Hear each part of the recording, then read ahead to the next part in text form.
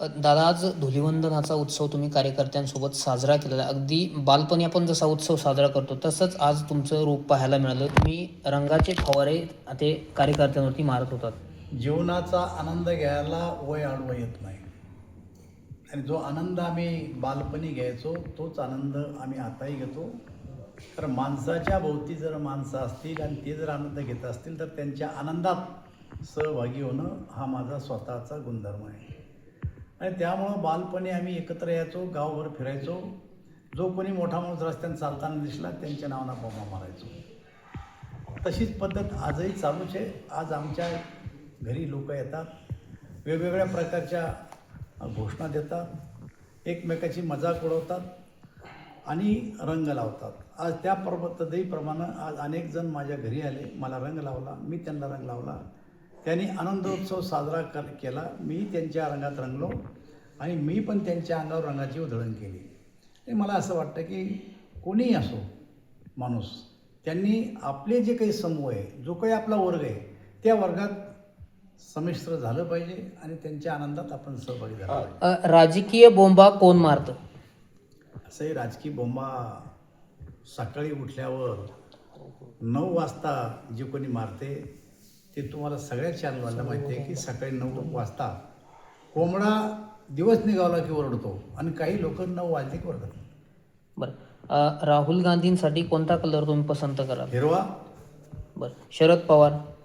शरद पवारला आता रंग देऊ नका. सध्या ते वयस्कर नेते, महाराष्ट्रासाठी त्यांचं योगदान आहे, या राज्याचे मुख्यमंत्री होते आणि त्यांच्या वयाप्रमाणे आता त्यांना रंग लावणं बरोबर नाही. उद्धव ठाकरे? रंगात उद्धव ठाकरेला रंग कोणता होता? पूर्वी होता भगवा, तो काढून फेकला, आता हिरव्यातून बसले ते. कशावरून होता? म्हणजे अरे, जेव्हा त्यांनी विचाराशी फारकत घेतली हिंदुत्वाच्या आणि राहुल गांधीशी युती केली, मग त्यांचा रंग कोणता राहणार आहे? ते पूर्णपणाने हिरवे आहेत सध्या आता. बरं, राज ठाकरे? नाही, राज ठाकरे आणि त्यांच्यात फरक आहे. मी त्यांना बोललो पण त्यांना राग आला की जशी ते एकत्र आले आता तसं शेवटपर्यंत तरी एकत्र राहावं, एवढीच माझी इच्छा आहे. बरं, तुमचे मित्र अब्दुल सत्तारांसाठी कोणता कलर उपयोगी राहील? काय विचार, कारण सातत्यानं काय विचारता प्रश्न तुम्ही? दुसरा तरी विचारा. त्यांची जन्मजात हिरव्या रंगाचे ते बिचारे, आणि ते हिरव्या रंगाशिवाय बोलतच नाही. आता ते दाढी बीट व्हायला लागलेत आणि त्याच्यामुळं त्यांचा रंग विचारण्याचं काही कारणच नाही. बरं, आता सिल्लोडची परिस्थिती काय? जिल्हा परिषदेच्या निवडणुका पार सिल्लोडची पडलेल्या, परिस्थिती अत्यंत खराब आहे.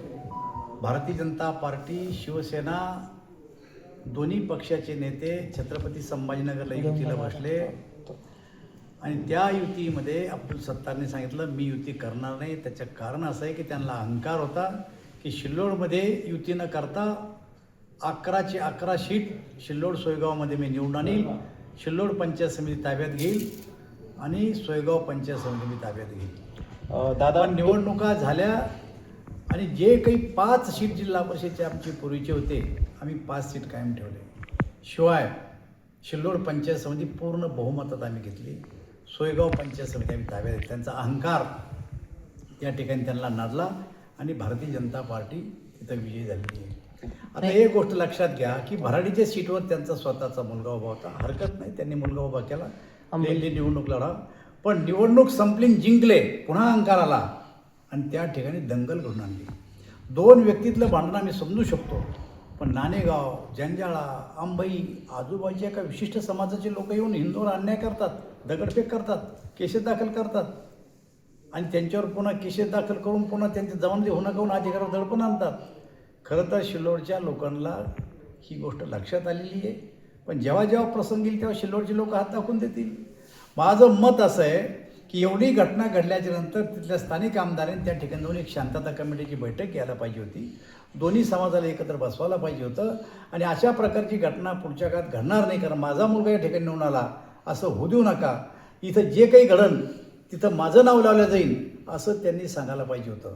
पण न सांगता शाळेवर जाऊन बसले आणि आणखीन लोकांना उचकवलं की याच्यानंतर जर असं केलं तर एका काही भाषा बोली तिथली.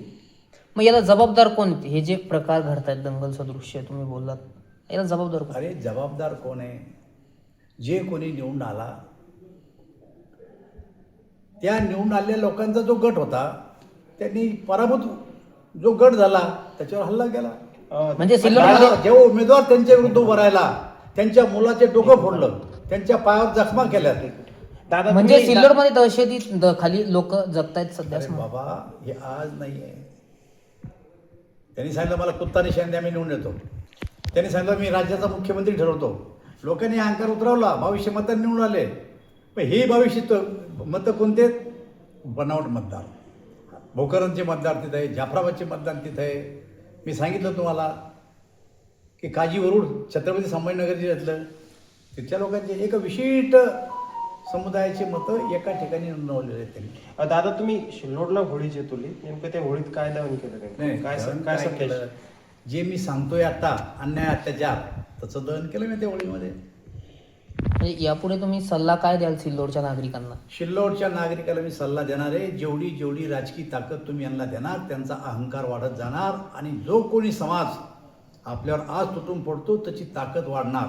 माझी नम्र विनंती आहे की अशा प्रकारची ताकद जर तुम्ही दिली नाही त्यांना तर ते आपोआप या शिल्लोडमधलं वातावरण चांगलं होईल. पण तुम्ही पहिल्यांदा म्हणालात की 2 पंचायत समित्या ताब्यात घेतली, त्यामुळे अब्दुल सत्तारांची कुठेतरी पिछेहाट व्हायला सुरुवात झालेली आहे. काय वाटतं तुम्हाला? विधानसभेतच झाली पिछेहाट. त्यांच्या विशिष्ट समाजाच्या माणसाला रिटर्निंग ऑफिसर केलं, त्यांच्या हातून तो निकाल लावून घेतला आणि जो माणूस म्हणतो की मी 1 लाखाच्या मतांनी निवडून कुत्ता निशाण द्या, मला धनुष्यबाण देऊ नका, ते फक्त 2200 आले तेव्हाच अहंकार उतरला त्यांचा. आता पुढचं चित्र काय असेल पुढच्या विधान? त्याच्यापेक्षा खराब असणार त्यांचं चित्र.